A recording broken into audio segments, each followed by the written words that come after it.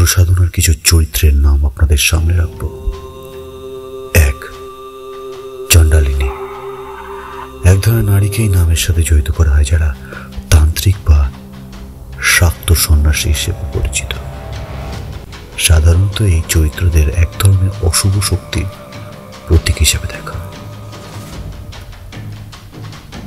আঘোরী। এই ধরনের চরিত্র সাধারণত একটি অভিজ্ঞ বয়স্ক তান্ত্রিক যিনি জাদুটোনা মন্ত্র এবং তন্ত্র প্রয়োগে সিদ্ধস্ত হয়। তার আচরণ রহস্যময় এবং অন্ধকারের শক্তির সাথে জড়িত। এমনই কালী পূজারী, পশুপতি তান্ত্রিক, ভূত তান্ত্রিক, কালাচরণ, এই বিভিন্ন চরিত্রটি আপনাদের সামনে তুলে ধরা। তবে আজকে আমরা আলোচনা করব চণ্ডালিনীর ব্যাপারে। চণ্ডালিনী একটি তান্ত্রিক চরিত্র যা সাধারণত ভারতীয় আধ্যাত্মিকতা ও ফোকলোরে পরিচিত। এই চরিত্রটি সাধারণত এক ধরনের শক্তিশালী নারী যিনি তান্ত্রিক বা তন্ত্র সাধনার সাথে যুক্ত এবং অন্ধকার শক্তির দ্বারা নিয়ন্ত্রণে থাকতে পারেন।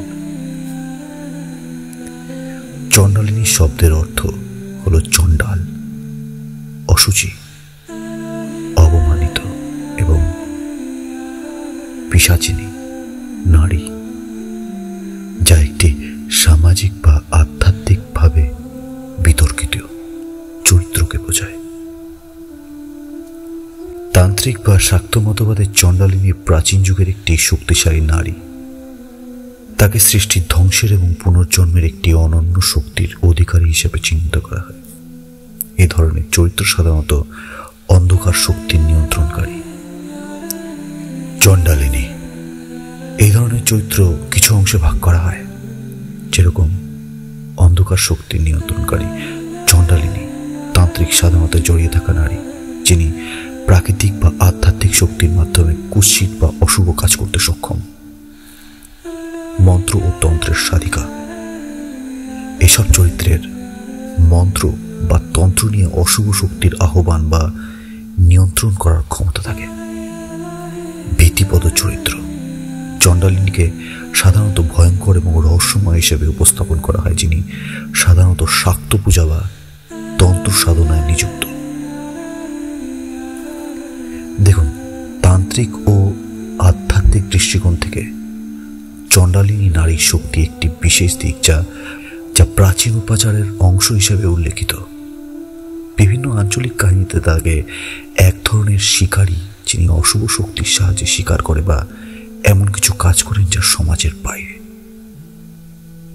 আপনাদের সামনে ছোট্ট করে এই চণ্ডালিনীর হওয়ার পথের কিছু কনসেপ্ট তুলে ধরা হলো, যেমন কি করে এটি অধ্যয়ন করবেন বা কি করে এই সাধনাটিতে আপনি অংশগ্রহণ করবেন। তবে এই চর্চাটি খুব ভয়ানক, এর থেকে যত দূরে থাকবেন অত ভালো। সংক্ষেপে ব্যাপারটিকে আপনার সামনে আলোচনা করি এবং কি করে সেটা হবে সেটার সম্বন্ধে একটু বিবেচনা করি। দেখুন, চণ্ডালিনী হওয়ার পথে যা তান্ত্রিক আধ্যাত্মিকতা এবং শাক্তবাদী সংস্কৃতির সঙ্গে সম্পর্কিত তা অত্যন্ত গভীর, রহস্যময় এবং অনেক ক্ষেত্রে বিতর্কিত হতে পারে।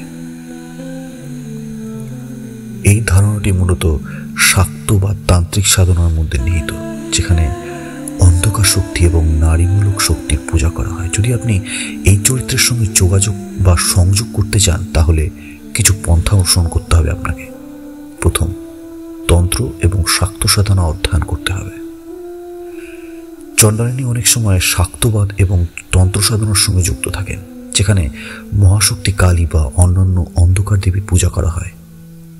তন্ত্রের বই এবং ঐতিহ্যগুলো অধ্যয়ন করা শুরু করতে হবে আপনাকে। এর মধ্যে কিছু পাঠ্য বই, কিছু বইয়ের কথা আমি আপনাদের সামনে রাখছি, যেরকম কুলানবতন্ত্র, বিজ্ঞান ও ভৈরব তন্ত্র,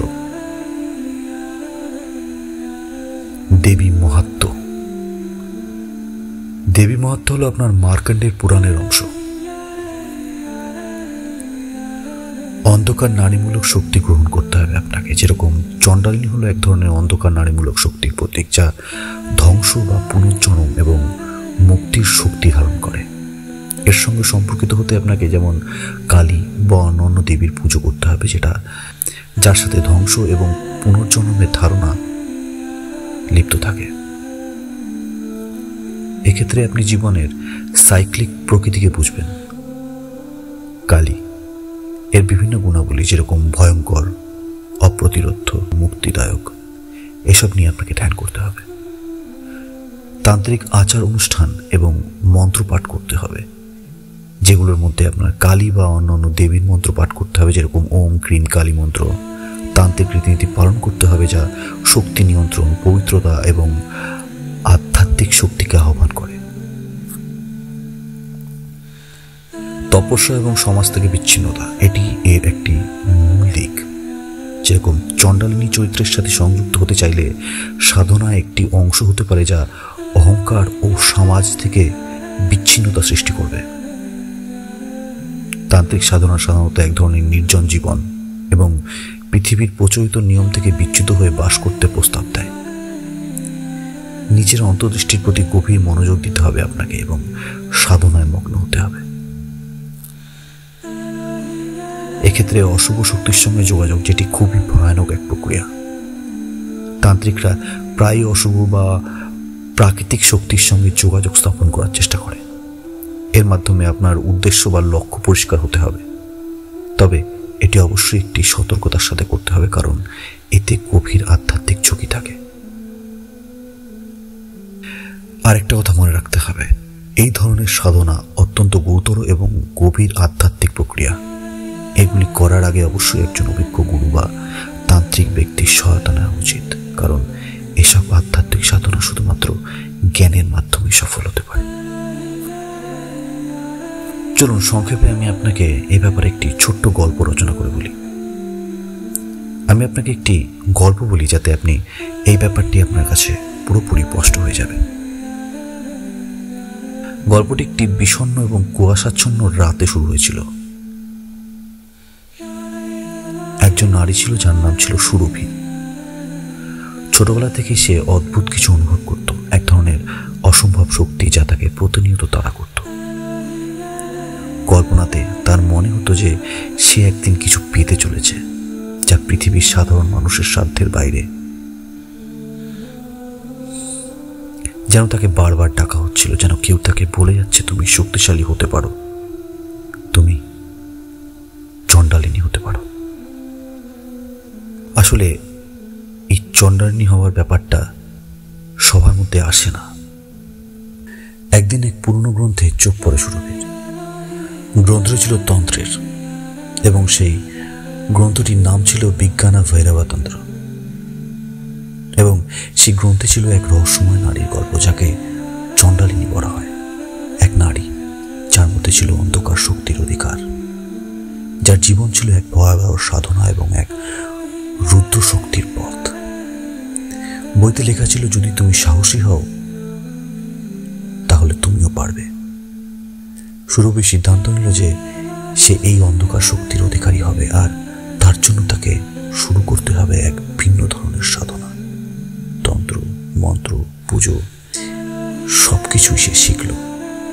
রাতের অন্ধকারে একান্তে বসে সে তার সাধনা শুরু করল। মন্ত্রপাঠ, শক্তিশালী গ্রন্থ এবং অন্ধকারে আচ্ছন্ন পরিবেশে সে ভেতরে ভেতরে যেন হারিয়ে যেতে লাগলো।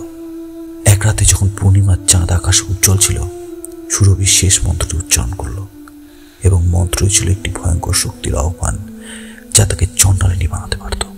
কিন্তু শেষ মন্ত্রটি উচ্চারণ করার পরেও কিছু ঘটল না। কিছুক্ষণ অপেক্ষা করার পর অদৃশ্য কিছু যেন তাকে ঠেলে ফেলে দিল, এবং যখন সুরভি তার চোখ খুলল, সে অনুভব করল যে সে কোথাও হারিয়ে গেছে। সে যেই জগতে ছিল সেখানে সময় ছিল না। চারপাশে ছিল অন্ধকারের এক অদৃশ্য স্রোত, যে স্রোতে সে ভেসে চলছিল অনবরত, যেখানে একটু পথ ছিল না। সে চিৎকার করতে চাইল, কিন্তু তার গলা থেকে কোনো শব্দ বেরোলো না। সে বুঝতে পারল যে অন্ধকারের মধ্যে সে বন্দী হয়ে গেছে, যেন এই অন্ধকার কোনো এক ভয়ানক চক্র, যা তার অস্তিত্বকে শুষে নিচ্ছিল। তাকে আবার এবং আবার একই অন্ধকার ঘোরের মধ্যে ডুবতে হচ্ছিল, এক চিরস্থায়ী সময় সীমাহীনতার মধ্যে। রাত, দিন, সময় সবকিছু মিলিয়ে এক অবিনাশী লুপের মধ্যে তার জীবন আটকে গেল। সে জানতো না এই অন্ধকারে কিভাবে তাকে আরো গভীর এবং আরো গভীর করে নিয়ে আসছে অনবরত। তবে সে বুঝতে পেরেছিল যে এখান থেকে সে আর কোনদিন বেরিয়ে আসতে পারবে না। তার মন একমাত্র যা অনুভব করছিল তা ছিল এক নিঃশেষ শক্তির প্রলয়ের মধ্যে গা ঢাকা দেওয়া এক অন্ধকারের অবিরাম ঢেউ, যা তাকে জড়িয়ে রাখছিল অনবরত। সে নিজের কাছে প্রশ্ন করলো এবং বলল, এটা কি আমি চেয়েছিলাম? এটাকে আমি চেয়েছিলাম। কিন্তু উত্তর আসলো না। আর সুরভি বুঝতে পারলো যে তার সাধনা তাকে একটি অন্ধকার জগতে ঠেলে দিয়েছে, যেখানে সে কখনোই মুক্তি পাবে না। তার জীবনের অন্ধকার লুপ ছিল এখন স্থায়ী। আর সেই অন্ধকারে চণ্ডালিনী হতে চাওয়া এক নারীর আত্মা হারিয়ে গেল। এই গল্পটির মাধ্যমে আপনাকে এটাই বোঝানো হচ্ছিল যে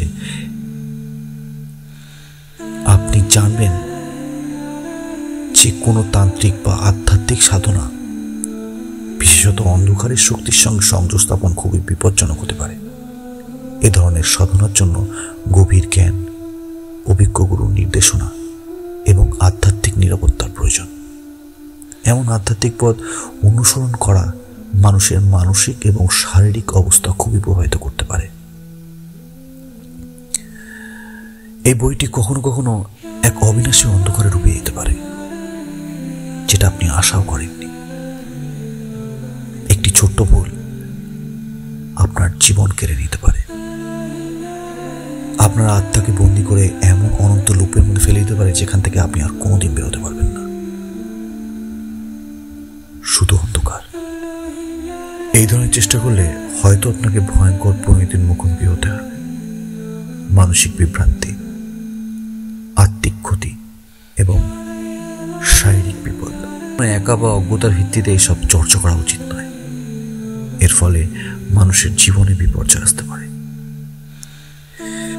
সতর্কভাবে বলছি, যদি আপনি এ ধরনের কিছু চর্চার দিকে আগ্রহী হন, তবে শুধুমাত্র অভিজ্ঞ আধ্যাত্মিক গুরু বা শাস্ত্রাজ্ঞের তত্ত্বাবধানে তা করা উচিত।